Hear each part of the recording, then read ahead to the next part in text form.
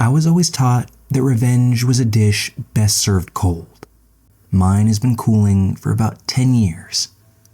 I, a 40-year-old female, have been married to my husband for 20 years now. We have 2 kids, a 16-year-old girl and a 13-year-old boy. My husband is what I would consider a high earner by middle-class standards. Also, I'd encourage you folks to strap in. This is going to be a bit long and I've never told anyone, so prepare to hear a lot of things off my chest.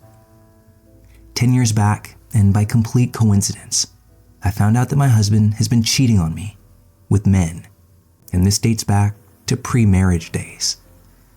We live in a smallish town in the southern half of the USA. Him coming out as gay will have major societal consequences. I believe that is the only reason he hasn't come out to anyone. First, here's how I found out he was cheating on me. He got sloppy. He left a credit card bill for a card that I didn't know about in the pocket of one of his coats. I found it while doing laundry, and going through it, I found all the telltale signs of infidelity. Payments to a hotel in a nearby county, restaurant bills, gifts, flowers, condoms, and a bunch of other adult products. I started camping outside the hotel on nights where he told me he would be home late from work, and I saw him bringing different men there. Now, I'm pretty good at compartmentalization, and I have a great poker face. This comes from growing up in an abusive household, so I was able to give myself time to cool off and to come up with what I should do next. The very first thing that I did was get an STD panel, since I couldn't be sure how safe he was with his partners. It came out negative, and then I convinced him that we should use condoms, since I was having side effects from the pill. This was something that he believed, and he was okay with. I had a long think on the situation, and I came to the decision that I wasn't going to confront him, but nor was I going to leave him. He was able to provide me a really good lifestyle, one that I wouldn't be able to afford with my high school diploma. Think things like a regular cleaning lady, a nanny to help out with the kids, regular spa days, a new car every other year, big family vacations just about every year too. He was a good dad, a good partner, the cheating aside, and pretty good in bed. But I wasn't going to let him have a single guilt-free week in his life.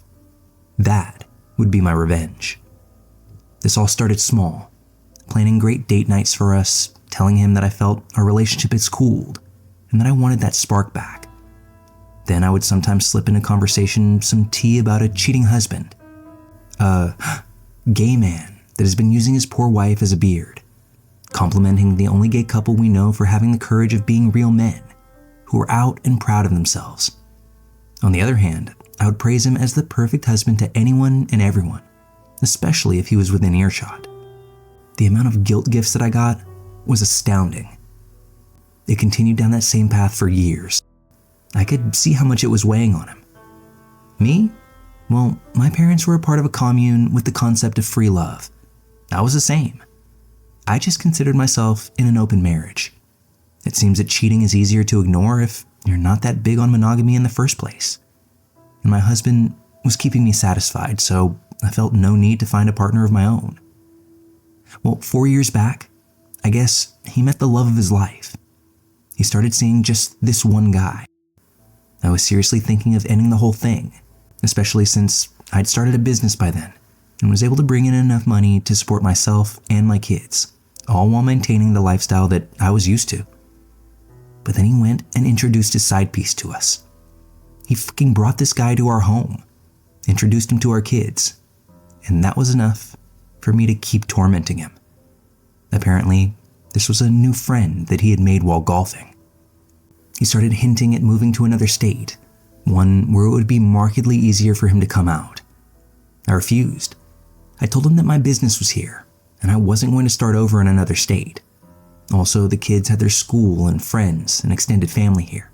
It would be unfair to uproot them. Then he started picking fights.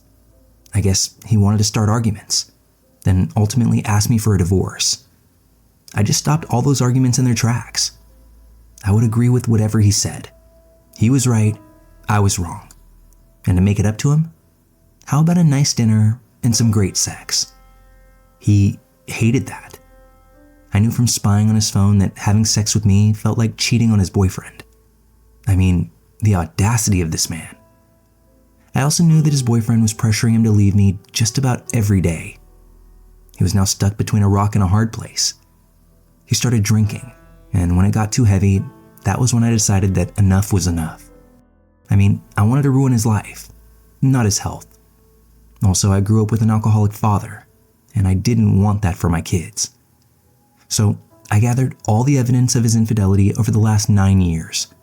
Photos with different men, conversations, his Grindr profile, even though it was no longer active. Everything. Then I hired a divorce attorney and mailed the evidence to his employer. He has a morality clause in his contract, and adultery breaks that. I mailed it to his relatives, including parents, as well as our church. Well, his church, actually. I was never big on religion like him. It was like a bomb exploded. He was fired. The congregation turned on him. For the cheating, not for being gay. Let's keep that straight. I would never allow my kids to be part of a church that discriminated against their father, even if he was still in the closet. His parents wouldn't take him in after I kicked him out, and he was shamed publicly. Gotta love that small-town gossip mill. The cherry on top of all of this, his boyfriend was run out of town, and he couldn't follow him because he wanted to fight for custody of our kids. Now we're almost a year later. I'm a free woman. I got to keep the house, my car, and my business. He got 75% of the retirement and investment accounts, and he won't be paying alimony. I got full custody. He got visitations. I also get child support. He had to move 6 hours away to find a new job. He couldn't put his last job, the one that he worked at his whole life, as a reference. His relationship with his family is rocky. Reputation in town, ruined. So I don't see him moving back anytime soon. The love of his life left him for good, and my kids only tolerate him because I did my best to shield them and to tell them that he's still a good father to them. I also made sure to treat him politely. I never talked bad about him, and I even had a lengthy talk with my kids about how their father being gay is okay. It's who he is. The only wrong thing he did was try to hide it from me. Now, it's easy to say that he didn't envision his life going this way when he opted to violate my trust for a decade. That part is still insane to me. But when it comes down to it, I'm glad that I was able to keep my life and my children's lives intact by finally letting his fall apart.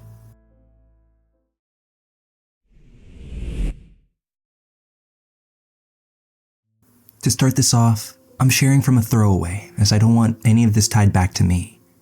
These events took place over the last several years. I hope you find this worth the listen. I'm going to begin with the main players of the story. There's me, my ex-wife Pepper, revenge target number 1. Her boyfriend Steve, revenge target number 2. The boyfriend's ex-wife Maria, co-partner in the revenge. My daughter Sarah, and my friend Jason, who is an accomplice for all of this. With the stage set, let's get a little backstory out of the way. So Pepper and I had a very up and down marriage. It was one of those that I was madly in love with her, but looking back, I think she was in it more for the money and convenience. She had a son from before our marriage. We'll call him Drug, because he was and still is a major drug addict. I also had a son of my own that I had full custody of. While married, we had Sarah. I toughed the marriage out for as long as I could, but eventually, we just couldn't keep it together. We separated, and due to traveling some for work and having custody of my son, I moved back to my hometown a few states away so my parents could help. But I kept an apartment in the town that Pepper and Sarah lived. That way I could still spend as much time with my daughter as I could. At this time, I asked my best friend Jason, who's a lawyer and runs his own firm, to do up a child support agreement for us. It's important to note that we only addressed child support. This had nothing to do with custody or visitation or anything else. So for about a year, this was how it would work. I'd spend a month with Sarah while my parents watched my other son, then I would spend a month with my son. Almost exactly a year later, I could no longer afford keeping 2 households, and Pepper was wanting to move back to her hometown, which was in a different state but closer to where I lived. So I gave up the apartment, and she moved. The new situation continued for a couple more years. Pepper and I remained friendly and even tried to reconcile the relationship a few times, but it wouldn't work out. I was still deeply in love with her, but we couldn't come to an agreement on things like where to live and such. I forced myself to try and move on, started dating. She had been dating basically from the day after I moved out. Even though I still loved her, our relationship morphed more into good friends rather than husband and wife. So she finally meets Steve. I never was told much about Steve other than he was a certified ethical hacker, and that's what he did for employment. That might be important for later. While they were dating, she would send me texts about their dates. She even texted me the day they first had sex together. This hurt deeply, and looking back, I think this is what she wanted.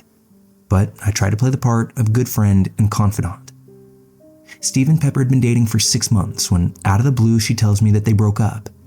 And she realized that she's actually madly in love with me. Since it's the beginning of summer, she packs some suitcases and heads to my state. Pepper and Sarah were going to spend the summer with me and see if they liked it or not. We had an amazing summer. All the kids were getting along. Apparently even Drug loved it here. So she makes it official, we're back together. And they're all moving in. We went and registered my daughter for school. We were even able to get her on a Pee Wee cheerleading team for the summer. She made several friends and was loving being here. There was only one problem. Pepper still had an apartment that had all her furniture and stuff in it. I offered to go up with my truck and help load everything, but she insisted that her and Drug could get it done by themselves. So off they go to pack up and then head to their new home. As you can guess, things didn't go as planned. She was home for about 3 days when she informs me that under no circumstance will she move, and that her and Steve are in love and they're moving in with each other. To say that I was destroyed was an understatement. I couldn't understand why she had done it. The worst part was she left it to me to tell Sarah the bad news. When I told her, the devastated look on her face started turning my feelings of hurt into feelings of anger. Then Sarah broke down and started begging to stay with me and began to spill the beans. She told me things about how her mom would leave with Steve for days on end and leave Drug in charge. She had to learn to cook for herself at the age of 8 because Drug would spend any money that her mother left with them on, well, drugs. And then spend the whole time high. If Drug wasn't left in charge, Pepper would use her convicted felon niece to watch my daughter. She also told me about the first time that she had met Steve. He came to their house, basically said hello, and he and her mom disappeared into the bedroom and started having loud sex. Sarah was outside the door bawling, and they just ignored and continued. This is how my 8-year-old learned of sex, and she's still in counseling trying to recover 5 years later. At this point, my anger, full-on rage. I immediately notified Pepper that there was no way Sarah was coming back and I would fight her to the death to keep her out of that situation. Pepper responded by getting an emergency hearing in her state to force Sarah back. I had to scramble, but I managed to get a lawyer and easily won the hearing, which Pepper showed up late for and told the judge that it was due to a disability. The judge agreed that since there was no custody agreement in place, and with the troubling accusations that I had gathered, it was best for now for Sarah to stay with me. I'd won the first battle, but it was a short-lived victory. Within an hour of the hearing, I started getting tons of phishing emails and texts. I was also getting password resets and MFA codes from my bank, Facebook, Reddit, and any other accounts that I had. I knew that Steve was behind this. The very next day, my friend Jason calls. His law firm's website, email, and phone account had been hacked. Because he had to disclose the hack to the court, and because he was working on a semi-high-profile case at the time, the FBI got involved. I was enraged. These two people had tried to destroy me, harm my daughter, and tarnish the reputation of my lifelong friend. It was time for them to pay, and I wanted them to pay dearly. Consider myself now a man on a mission. I spent hours digging up as much dirt as I could on Steve and Pepper. I had a lot of luck with Pepper. I found social media posts of her out late drinking that correlated to tardiness and missed days of school for Sarah. I found tons of pics of her and 2 strange kids doing fun activities. I found neighbors that were willing to testify that Sarah had to come beg for food because she was left with either Drug or the felon. I knew I could bury her. Steve, on the other hand, had all his accounts locked down. I couldn't find any dirt on the guy and it was driving me crazy. Then it hit me. Try LinkedIn. That step paid off. There wasn't much posted, but through his account, I found Maria, his ex-wife. I reached out to her and she happily accepted. Maria and I became fast friends. She hated Pepper. From these conversations, I learned so much. To keep it short, Maria and Steve had recently divorced. As part of the custody agreement, Steve got the house, car, bank account, savings, and a lower than usual child support amount. Maria had traded all that money just to have custody of her kids. She knew that Steve was a scumbag, and all she was concerned about was keeping her children safe. They had a very detailed custody agreement with rules for Steve to follow. As part of that agreement, if Steve broke any rules, then he had to pay. He had to sell the house and give her half of everything. His child support would be doubled, and Steve would be financially ruined. Steve also didn't have her blocked on socials and would regularly send texts bragging about how great his life was without her. Many of those texts had pictures of Pepper in them. We compared notes, swapped evidence, and from that, a plan was born. Now it's time for the revenge. First, I linked up with Jason. He let the FBI investigator know that I had also had some hacking attempts and we believed that it came from the same person. The investigator called quick. I gave him all the information I had and who I believed was behind it. Then he asked a weird question. He asked if I knew where Steve worked. Well, yeah, I did, thanks to Maria. So apparently, Steve wasn't as good of a hacker as he thought himself to be. They had already traced back the hack on Jason to a business, the very same business that Steve worked for. As soon as my conversation with the FBI was done, I called his work to lodge a complaint. I told the manager that someone there was trying to hack me, and I was sure that it was Steve. They, of course, didn't take it too seriously because I had no proof. What they didn't know was that they were soon going to be getting a visit from a special agent. The next week was absolute hell for Steve and Pepper. Pepper got served with divorce papers, and her lawyer got served with all the evidence that I had gathered. My lawyer said that it was the most complete investigation he had ever seen. I had all 40 tardies and 19 absences tied to nights out drinking with Steve. I had hard proof of them abandoning my daughter for days at a time. Maria even gave me a picture that was taken at 2 a.m. the night before the emergency hearing, with Steve and Pepper drinking at a tattoo parlor. The same hearing that she was late to and said that it was due to a disability. Steve got served that he had violated the entire custody order. Maria had pictures from me proving he was with Pepper on nights that the kids were with him. Nights where they were left alone just like my daughter. She also had proof that there was contact with Pepper that violated the custody agreement. The entire fallout was awesome to watch. Steve got fired. Between my complaint, another older complaint of him hacking, and the feds showing up, the company had no choice but to can him. He did avoid any legal issues as the FBI could never directly tie the hacking to him. The word spread on why he was fired, and no one would hire him in an IT job again. He had to sell the house, liquidate all the investments and bank accounts, and give half to Maria. His child support ultimately stayed the same since he no longer had a source of income. Last I heard, he was working at a grocery store. So in total, his income went from around $200K a year to less than 40. As for Pepper, the divorce was swift and painful for her. The judge ruled in my favor on all accounts. I got sole custody and sole decision-making. She was forced to go to counseling, and her and Drug can only visit Sarah with a third-party supervisor, all paid for by Pepper. Sarah is doing far better now. She still needs her counseling, but she thrives in school and has many friends. She very rarely sees her mom, but it seems to me that she is much, much better off without her.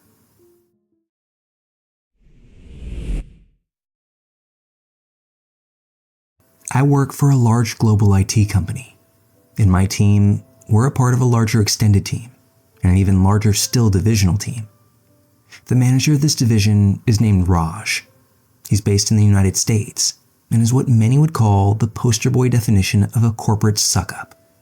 According to him, he is in constant video chats with the CEO, and has a lot of face-to-face interaction with him.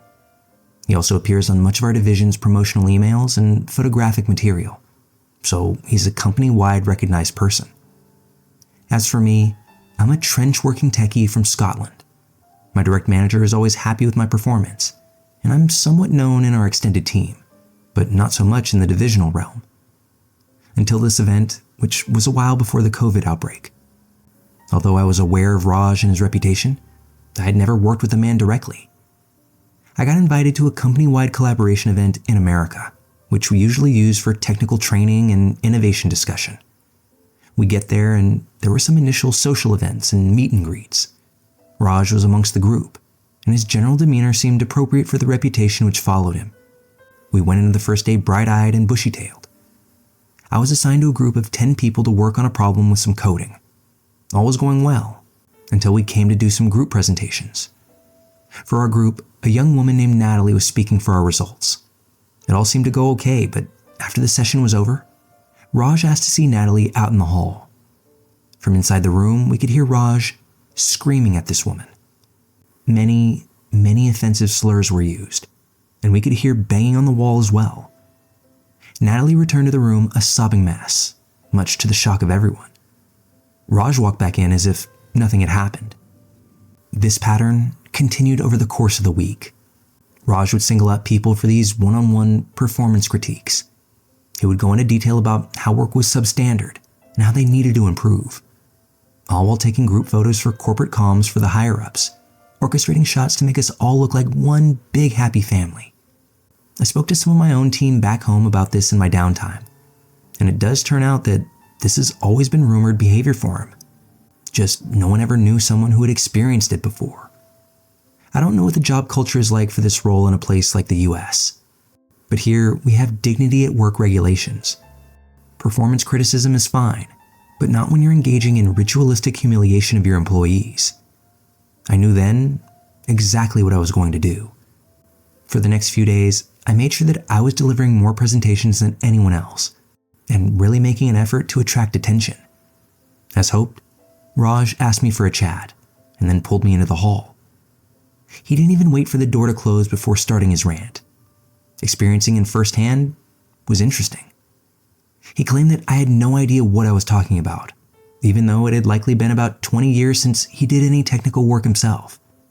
He was vile, shouting and spitting in my face. I also learned what the banging noises were. He would punch doors and slam his hands on the wall near me, as if an attempt to intimidate me. I was prepared mentally though, and just smiled and nodded during the entire rant. He looked angry that I was reacting this way, and by the end of it, I thought he was legitimately going to burst a blood vessel. When he was done, I asked him if he was finished. He told me to get out of his sight, and that's when I did it. I gave him a Glasgow kiss. For those unfamiliar, it's a headbutt, and it's not the first headbutt I've ever delivered in my life, having been brought up near Glasgow. He collapsed to the floor in shock, holding his nose, which didn't bleed unfortunately, all while looking up at me. I leaned down, and in my most Glaswegian accent, I whispered to him, "If you ever disrespect me or my colleagues again, I'll kick the utter fuck out of you next time, you cunt." I went back in the room, while he did not. Inevitably, I got the HR call. Raj was in the room as well, and I could see that he had 2 black eyes as a result of the headbutt. I was asked to explain myself, and I told the truth, mostly. I explained about his abusive behavior, but focused specifically on the hand slamming and how it had been intimidating to me. It hadn't really, but I massively played up this aspect of the encounter. I described the headbutt as a reaction when he slammed the wall right next to my face with his hands. I wasn't sure what story he had told them, but I was sent away after this. I ultimately ended up with a disciplinary on my record, but no further consequences. Other team members were interviewed over the next few days, and once the pattern of abuse was established, Raj was terminated from the company. The most satisfying part of all of this was the day after, when everyone on the course went out for dinner. Natalie insisted that he stand next to her for the division group photo, black eyes and all. I have to think that that photograph contributed to his downfall in some way. In the end, I know that it wasn't solely the photo or the headbutt that brought Raj's career within the company to a halt. It was the truth finally being heard by the right people. All I did was make sure that he picked the wrong person to try and continue doing what he'd always gotten away with.